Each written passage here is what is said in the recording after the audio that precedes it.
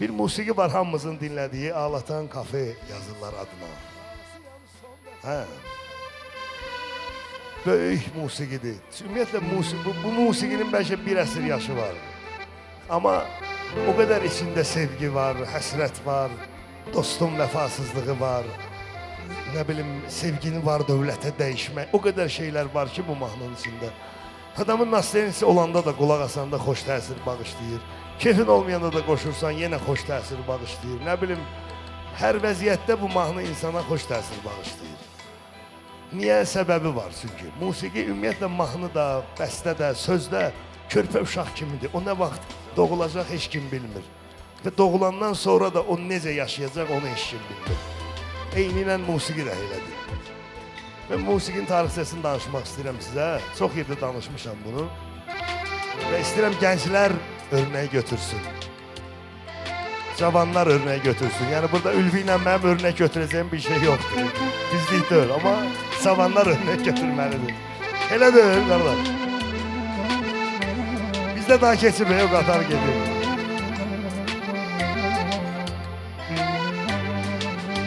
Qədim vilayətlərin birində o vaxtı, lap əvvəlki zamanlarda, o at araba vaxtı olan vaxtlardan gedir söhbət.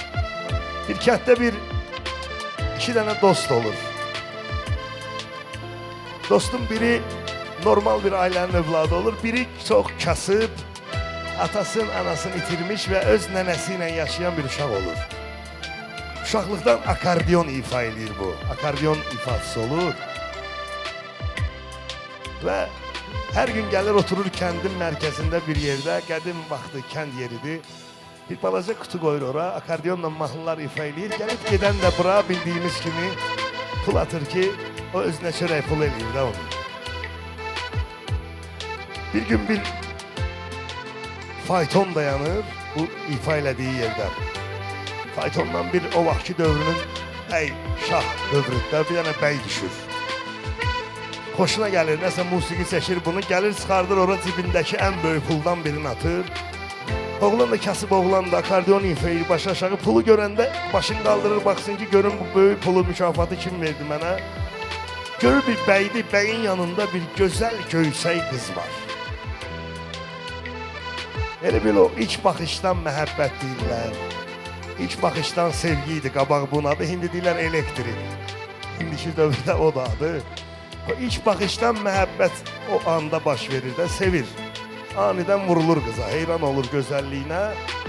Kişi gedəndən sonra maraqlanır, deyirlər kişinin övladıdır, qızıdır. Hələ yol keçirdi buradan, imkanlı bir şəxsdir, xoşu gəldi mahnından düşdü aşağı. Oğlan çox məyus halda, avtomatik o beyin qarışır da, adam aşıq olanda beyin düz işləmir. Gəlir evə, oturur nənəsinə əhvalatı danışır. Dostu gəlir, niyə kefin yoxdur? Dostuna da danışır ki, bəs mən bir qız görmüşəm, heç vaxt mənim həyatımda belə şey baş verməmişdi. Bir baxışdan, ilk baxışdan vurulmuşam qıza. Və istəyirəm onunla ciddən qovuşum, ailə qurum. Dostu dinləyə məyus olursan ki, nə olsun sənin atan-anan dünyadan köçüb, mənim atam anamı götürərik, gedərik onların qapısına elçi, el adəti ilə alaraq qızı. Bu sevinir, dostu doğrudan da gedir ailəsinə deyir, dostun atası, anası, dostu bunu götürürlər, geyindirirlər, keçindirirlər, aparırlar qız gilə elçiliyə. Gəlib bir kəndə çıxırlar, görürlər o kəndin elə ağsaqqalı da, yiyəsi də həmən kişilik, böyük bir imarəti var. Çox imkanlı bir adamdır. Döyürlər qapını, keçirlər içəri, kişi bunları qəbul eləyir.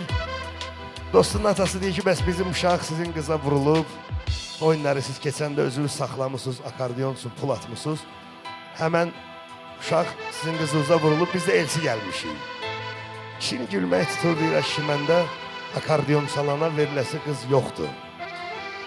Bu çox məyus olur, çox küsür həyatdan ki, yəni mənə öz sənətimə görə, peşəmə görə çox təəssüf hissi ilə deyirəm, bugünkü dövrümüzdə də var elə insanlar. Məsələn, musiqiçiyə, nə bilim, sənətçiyə avara kimi baxırlar, nə bilim, düz həyat tərzi yaşamayan, yox, amma yanlış düşüncədir. Tamamilə yanlış düşüncədir. Nəsə, o bir başqa mövzudur. Oğlan çox peşman olur, küsür, Və gəlir evə akordeonu bağlayır, qoyur qabına, atır evə bir qırağa ki, mən daha bir də akordeon ifa eləmərəm. Niyə? Çünki ona görə mənə bir dənə qıza vuruldum, o da vermədilər. Üstündən illər keçir, zaman keçir. Dostu gəlir bir gün buna deyir ki, bəs sabah yox, birisi gün mənim toyumdur. Sən yadındadır, deyir, uşaq vaxtı mən söz. Hansı dostu? O bayaq bunun üçün evsi gedən dostu, ha? Deyir, bəs sən mən söz vermişdin ki, biz uşaq olanda, sən böyüyəndə sənin toyunda mən akordeon ifa edəcəm. Deyirsən, bilirsən axı mən akordiondan niyə küsmüşəm, niyə incimişəm və məcbur eləmə bir də onu ifa edeyim. Deyir, yox, sən mən söz vermirsən, dost sözü vermirsən. Nəsə xülasə dostu bunu israrla deyir ki, mənim toyumda ifa eləməlisən. Oğlan akordionun tozunu, pasını silir, hazırlaşır, gəlir dostunun toyuna. Hər bir xalqın özünə məxsus vağzalı havası var. Hansı ki, bizdə də var, məsələn, gəlin köçəndə ifa olur o mahnı, bir evdə şadlıq olur, bir evdə biraz da olsa kədər olur ki, övladımız gedir. Hər xalqın özünə məxsus öz vağzalısı var. Bu oğlan bu həmən o özlərinə məxsus vağzalını ifa edir ki, bəylə, dostu ilə gəlin gəlsin.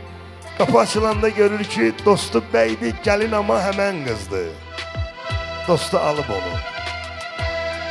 Özündən ixtiyarsız, özündən bəlkə də xəbərsiz başlayır bu mahnını, eşitdiyimiz mahnını ifa eləməyə. Və bu mahnının yaranış tarixi belə olur. Ona görə illərdir dəbdən düşmür, illərdir insanlar qulaq asır, zövq alır.